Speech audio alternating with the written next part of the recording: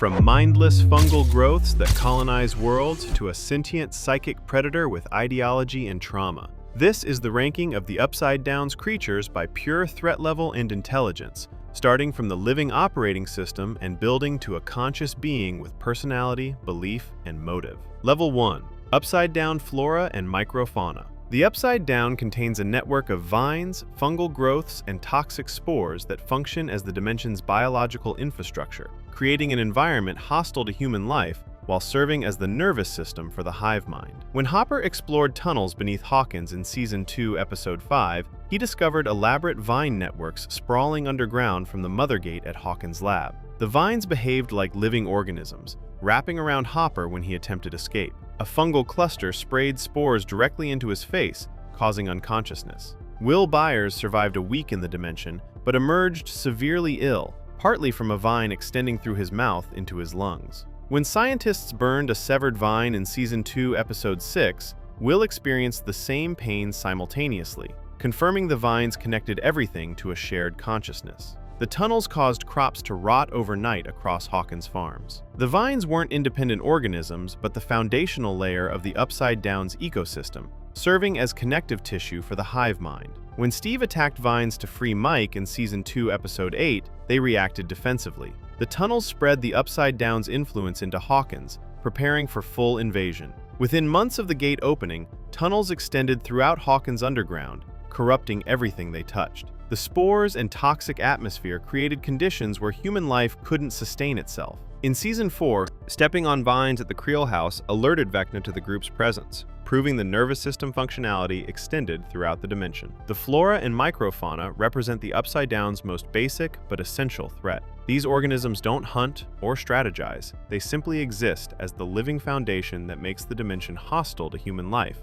while enabling everything above them. Vines and spores might seem passive, but they're just the foundation. Next up, we're looking at actual predators that hunt in massive swarms. Level 2. Demobats.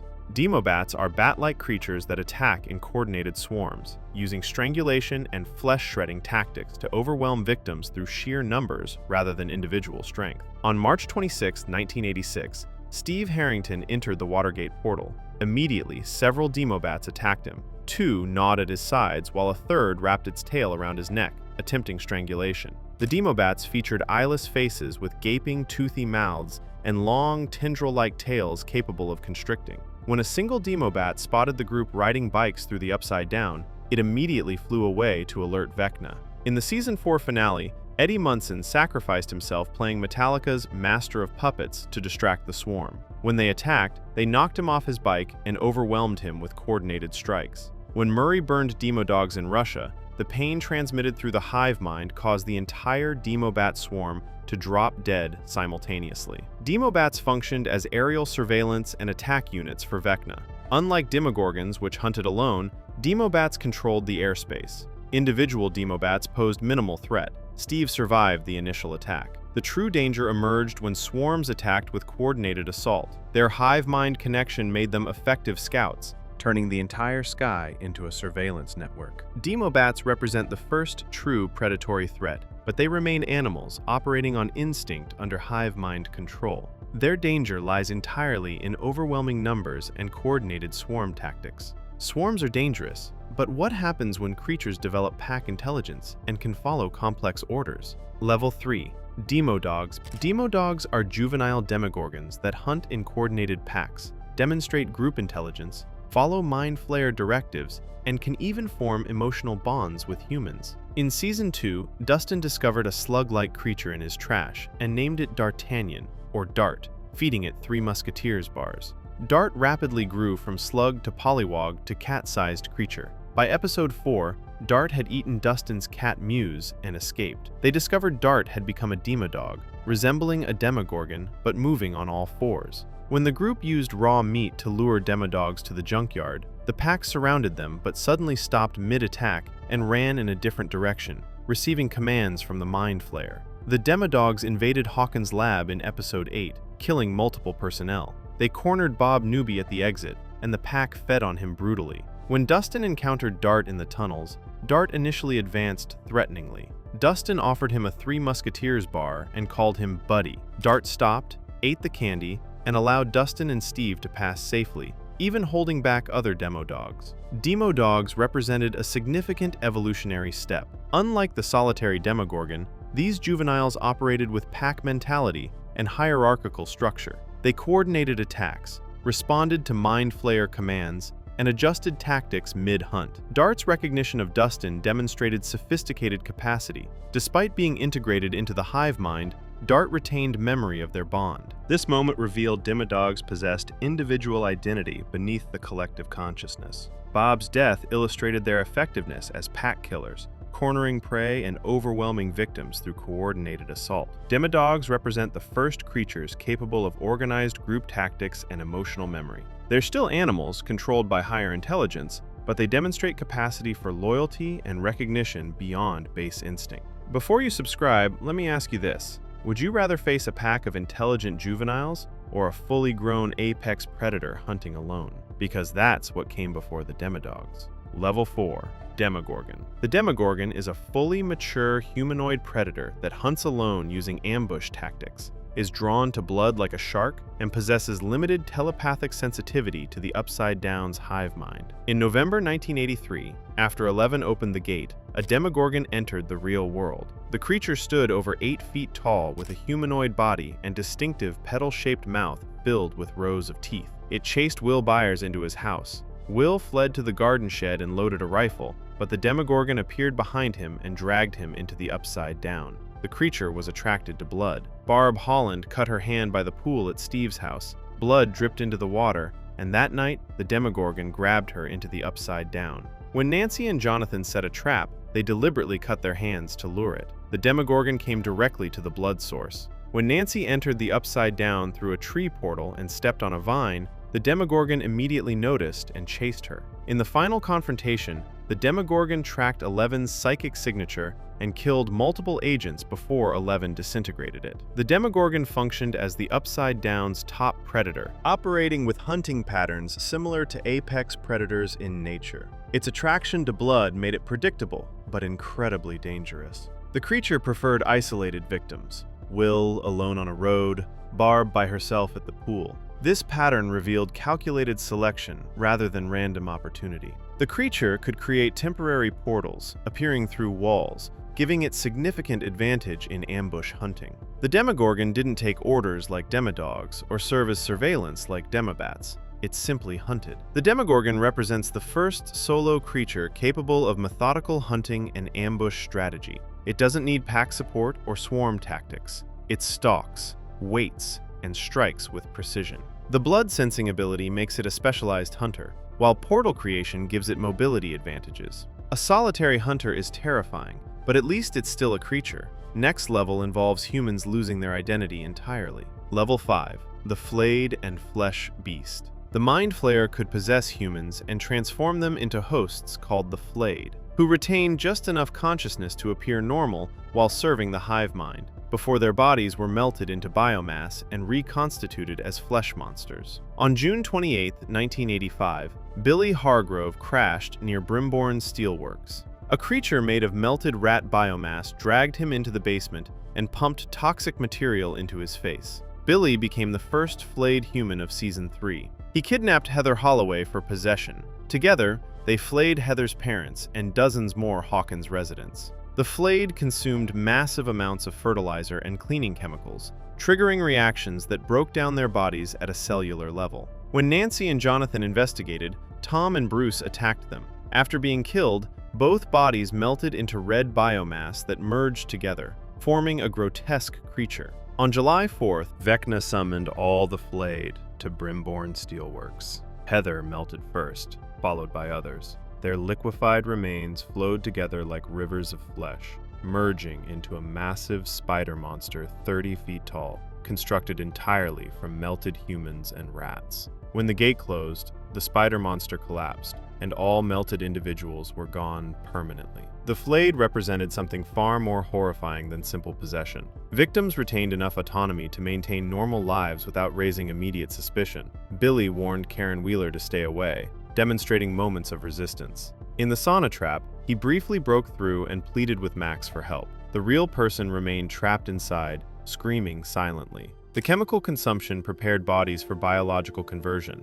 The melting process proved irreversible. Once liquefied, victims couldn't be restored. Their identities ceased to exist as they merged into collective biomass. The spider monster could regenerate by absorbing more biomass and tracked 11 through a piece of itself lodged under her skin. The flayed and flesh beast represent the first level where human identity becomes completely erased. Victims don't just die or get controlled, they cease to exist as individuals and become part of something else entirely. The tragedy lies in brief moments of awareness trapped inside, knowing what's happening but unable to stop the transformation. Drop a comment below and let me know, is it worse to be conscious inside a monster or to not exist at all? Because both options happen at the next level. Level 6, the Mind Flayer. The Mind Flayer is a massive sentient entity composed of interconnected particles that functions as the Upside Down's central intelligence, controlling all creatures through a psychic hive mind while demonstrating strategic planning and conquest ambitions. Will Byers first encountered the Mind Flayer in Season 2 when he saw a massive shadow creature at least 50 stories tall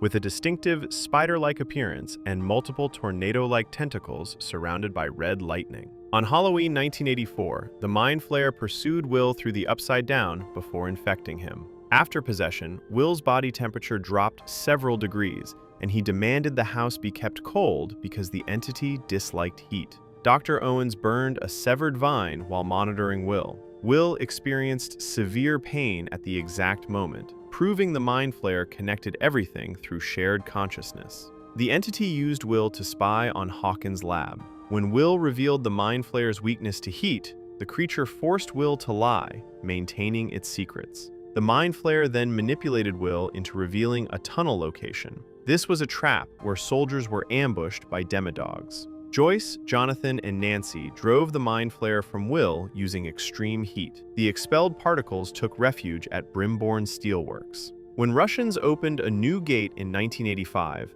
the dormant fragment immediately reactivated and began building a new body, infecting rats first before moving to humans. This demonstrated learning and adapting strategy. The Mind Flayer wasn't a creature. It was a consciousness distributed across particles, capable of extending influence across dimensions. Its intelligence far exceeded animal predators. The trap it set for soldiers showed planning, deception, and understanding of human behavior. The entity's adaptation between Season 2 and Season 3 revealed strategic thinking. After failing to maintain physical presence through possession alone, it developed the biomass approach. The Mind Flayer's control of the hive mind meant it directed Demogorgons, Demodogs, Demobats, and vines simultaneously. When Murray burned Demodogs in Russia, the pain transmitted instantly to Demobats attacking in Hawkins. Distance meant nothing to the hive mind. The entity's goal wasn't just killing, but converting the real world into an extension of the Upside Down.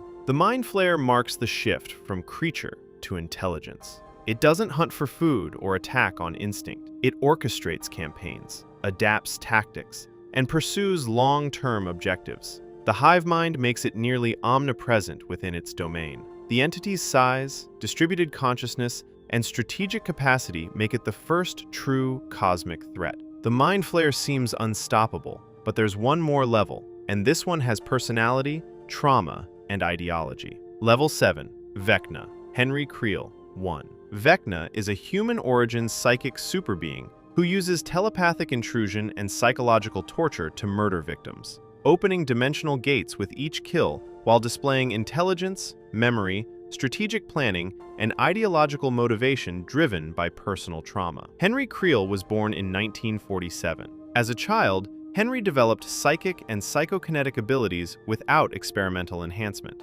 After his family moved to Hawkins in 1959, Henry used his powers to psychologically torture his family. He killed his mother Virginia and sister Alice, leaving his father Victor to take the blame. Dr. Brenner took Henry to Hawkins' lab, designating him as Subject 001. Brenner implanted a suppressor chip in his neck. Years later, Henry worked as an orderly, befriending young 11. He convinced her to remove his suppressor. Once freed, Henry massacred all the other children, guards, and attendants on September 8, 1979. He explained that he viewed humanity as a unique type of pest, enforcing oppressive structures. He identified with black widow spiders who prey on weaker species. Henry asked Eleven to join him in wiping out humanity. She refused and overpowered Henry, opening the first portal to the Upside Down and banishing him through it. As Henry fell, lightning struck him repeatedly, disfiguring his body into the burned form that became Vecna. In 1986, Vecna began murdering Hawkins teenagers,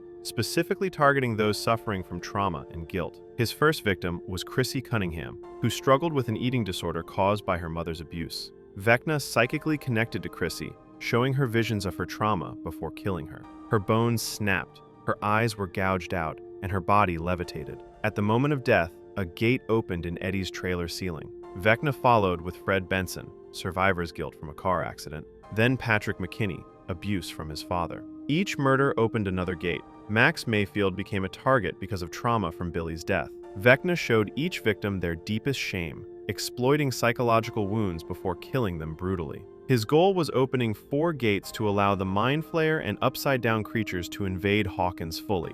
Vecna operated from the Upside Down version of the Creel House, connected to vines that strengthened his abilities. Vecna represented something the Upside Down had never produced before, a villain with personality, history, and ideology. Unlike the Demogorgon hunting for food or the Mind Flayer seeking dominance, Vecna killed from philosophical conviction. His childhood trauma and social rejection created a worldview where humanity deserved extinction. The psychological torture he inflicted wasn't random.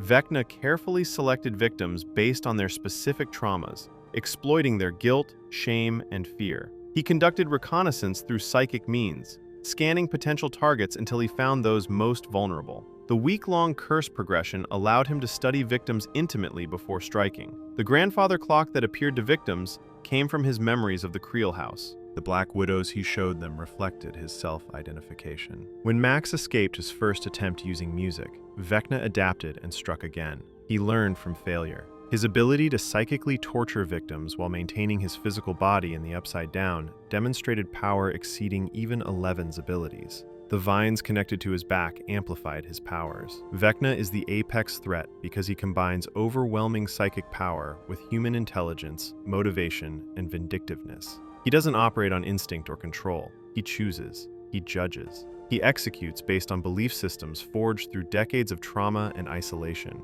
Vecna is the only creature in the Upside Down hierarchy who could stop, explain his reasoning, and then continue killing, not because he must, but because he's decided humanity deserves it. The Upside Down's creatures range from mindless biological infrastructure to a conscious psychic predator with superiority complex and genocide goals. The pattern reveals escalating complexity and horror. Flora and spores are hostile environment. Demobats are animal predators in swarms. Demodogs develop pack intelligence and loyalty. The Demogorgon hunts with ambush precision. The flayed lose identity in biomass transformation.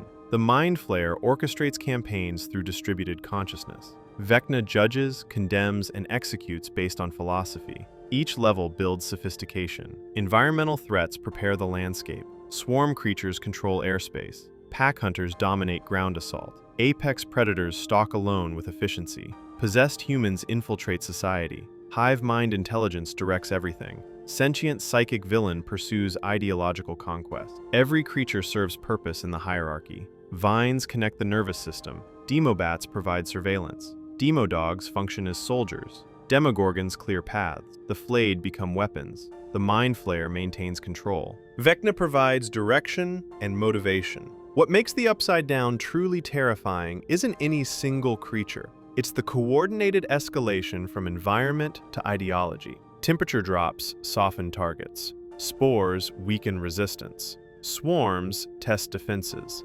Packs overwhelm positions. Apex hunters eliminate key targets. Possession infiltrates populations.